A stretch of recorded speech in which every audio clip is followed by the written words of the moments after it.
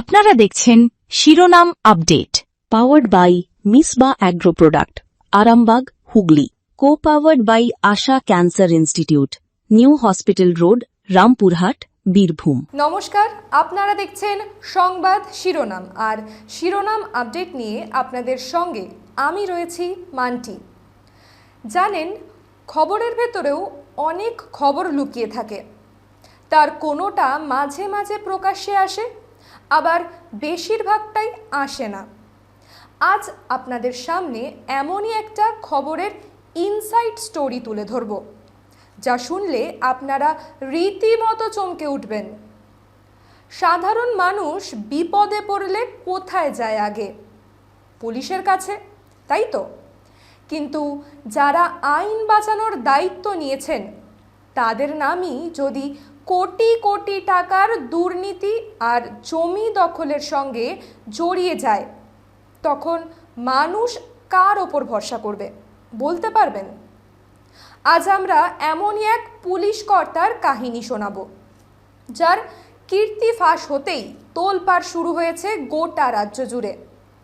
আর তার সঙ্গেই জড়িয়ে গিয়েছে রাজ্যের বড় বড় পুলিশ অফিসারদের নামও।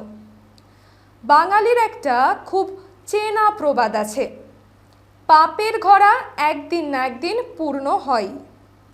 কলকাতা পুলিশের প্রাক্তন ডিসিপির ক্ষেত্রেও ঠিক সেটাই যেন হলো। জমি দখল আর বেআইনি টাকার কালা কারবার সব মিলিয়ে অন্তত ৩ কোটি টাকার দুর্নীতির হিসেব পেয়েছে এনফোর্সমেন্ট ডিরেক্টরেট বা ইডি। এই নিয়ে আদালতে ১১৪ পাতার একটা বড় চার্জশিট জমা দিয়েছে তারা, যেখানে ২৬ জন সাক্ষীর বয়ান রয়েছে। গ্রেপ্তার হওয়ার আগে তিনি কালীঘাট থানার অফিসার ইনচার্জ এবং কলকাতা পুলিশের ডিসি পদে কর্মরত ছিলেন। এর মধ্যে শুধুমাত্র কালীঘাট থানাতেই ওসি পদে থেকে গিয়েছিলেন কম বেশি প্রায় ১০টি বছর। এক জায়গায় এতদিন পোস্টিং থাকা মানে বুঝতেই পারছেন, এলাকার যা কিছু সবই তার নখদর্পণে। গুণবান শান্তনু ওখানেই সব করায়ত্ত করে নেন। ইডির অফিসাররা মনে করছেন এই ৩ কোটি টাকা তো কেবল শুরু মাত্র। আসল দুর্নীতির অঙ্কটা আরও অনেক বড়। কিন্তু একজন বড় পুলিশ অফিসার হয়ে তিনি এই কাজ করতেন কিভাবে? ইডি জানাচ্ছে, শান্তনুবাবু একা ছিলেন না। প্রমোটার, পুলিশ আর এলাকারই কিছু গুন্ডা মিলে একটা বড় চক্র বা সিন্ডিকেট তৈরি করেছিলেন। ভয় দেখিয়ে মানুষদের জমি দখল করা হতো সেই সিন্ডিকেটের মাধ্যমে, আর তার বদলে আসতো কোটি কোটি টাকা। কসবার কুখ্যাত দুষ্কৃতী সোনা পাপ্পুর বিরুদ্ধে তদন্ত করতে গিয়েই শান্তনুর এই বিপুল সম্পত্তির খোঁজ পায় ইডি। শুধু কলকাতা নয়, শান্তিনিকেতন সহ বিভিন্ন জেলায় ব্যবসায়ী জয় কামদারদের সঙ্গে মিলে রিয়েল এস্টেটের ব্যবসা ফেঁদেছিলেন তিনি। যখন ইডি তাকে এই বিষয়ে জেরা করে, তিনি কোনো উত্তর না দিয়ে এড়িয়ে যাওয়ার চেষ্টা করেন, আর তদন্তে সাহায্য না করার জন্যই তাকে গ্রেফতার করা হয়। ইডি স্পষ্ট জানিয়েছে, এই চক্রে আর কার কার টাকা আছে তা তারা অবশ্যই খুঁজে বের করবে। খবর কিন্তু এখানেই শেষ নয়। এই ঘটনা আবার সোজা দেশের সর্বোচ্চ আদালত অর্থাৎ সুপ্রিম কোর্টে পৌঁছে গেছে, আর সেখানেই নাম জড়িয়েছে এই রাজ্যেরই আরও এক প্রাক্তন পুলিশ কর্তার। জানাবো সেই নাম, শোনাবো তার কাহিনী। তবে তার আগে শিরোনাম আপডেটে সময় একটা ছোট্ট বিরতির, সঙ্গে থাকুন। সাশ্রয়ী মূল্যে উন্নত চিকিৎসা পরিষেবা যুক্ত ও অভিজ্ঞ চিকিৎসক এবং আধুনিক পরিকাঠামো সহ সর্বদা আপনার পাশে থাকার দায়বদ্ধতা নিয়েছে সিটি হাসপাতাল। স্বাস্থ্যসাথী কার্ডের মাধ্যমে ক্যাশলেস চিকিৎসার সুব্যবস্থা ছাড়াও আছে কম খরচে যে কোনো প্যাথোলজিক্যাল পরীক্ষা, ডায়ালিসিসের সুবন্দোবস্ত, যে কোনো প্রকার সার্জারি যেমন অর্থোপেডিক, ইউরো, ইএনটি, প্লাস্টোগাইনি, ভাস্কুলার প্রভৃতি সার্জারির সুপরিকাঠামো।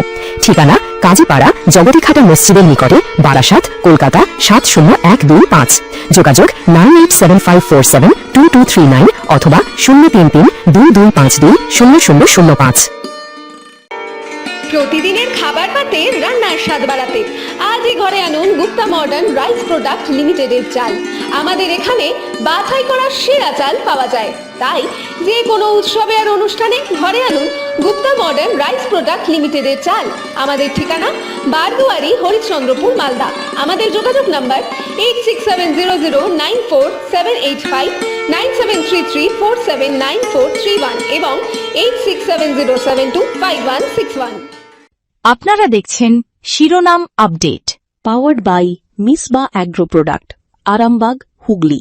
কো powered by Asha cancer institute, new hospital road, Rampurhat, Birbhum.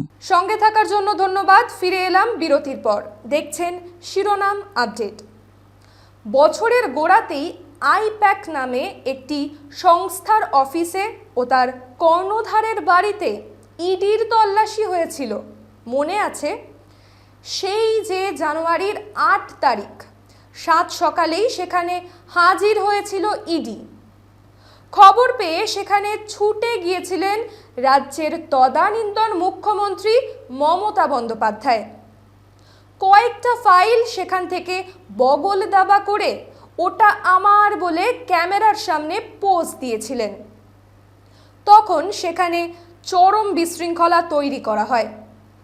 ইডির দাবি, কেন্দ্রীয় এজেন্সির কাজে বাধা দিতে মুখ্যমন্ত্রীকে সেই সময়ে সরাসরি সাহায্য করেছেন রাজ্য পুলিশের ডিজি রাজীব কুমার এবং কলকাতার তদানীন্তন পুলিশ কমিশনার। এই ঘটনার পরই সুপ্রিম কোর্টে নতুন একটি আবেদন করেছে কেন্দ্রীয় তদন্তকারী এই সংস্থাটি। ইডির দাবি, রাজীব কুমার সহ যেসব বড় পুলিশ অফিসাররা সেদিন তদন্তের কাজে বাধা দিয়েছিলেন তাদের সবাইকে চাকরি থেকে সাময়িক বরখাস্ত বা সাসপেন্ড করা হোক। কেন্দ্রীয় স্বরাষ্ট্রমন্ত্রক যাতে এই অফিসারদের বিরুদ্ধে কড়া ব্যবস্থা নেয় সেই দাবিও জানিয়েছে ইডি। এখন সাধারণ মানুষের মনে একটাই বড় প্রশ্ন, আইপ্যাক কাণ্ডে রাজ্য পুলিশের প্রাক্তন ডিজি তথা কালীঘাটপন্থী তৃণমূল কংগ্রেসের রাজ্যসভার সাংসদ রাজীব কুমার কি এবার গ্রেফতার হবেন? সুপ্রিম কোর্ট কি ইডির এই দাবি মেনে নিয়ে বড় পুলিশ অফিসারদের সাসপেন্ড করার নির্দেশ দেবে? আর সব থেকে বড় কথা, এই দুর্নীতির জালে আর কতজন আইপিএস অফিসারের নাম জড়াবে? আপনাদের কি মনে হয়, যারা আইন রক্ষা করবেন তাদের বিরুদ্ধে এমন অভিযোগ ওঠা কি ঠিক? সুপ্রিম কোর্ট শেষ পর্যন্ত কী রায় দেবে বলে আপনারা মনে করছেন? কমেন্ট বক্সে অবশ্যই আপনাদের মতামত জানাবেন। আর হ্যাঁ, লাইক, শেয়ার আর সাবস্ক্রাইব করতে একদম ভুলবেন না। শিরোনাম আপডেট আজ এ পর্যন্তই। দেখতে থাকুন সংবাদ শিরোনাম। নমস্কার। আপনারা দেখছেন শিরোনাম update. Powered by Misba agro product, Arambagh, Hooghly. Co powered by Asha cancer institute, new hospital road, Rampurhat, Birbhum.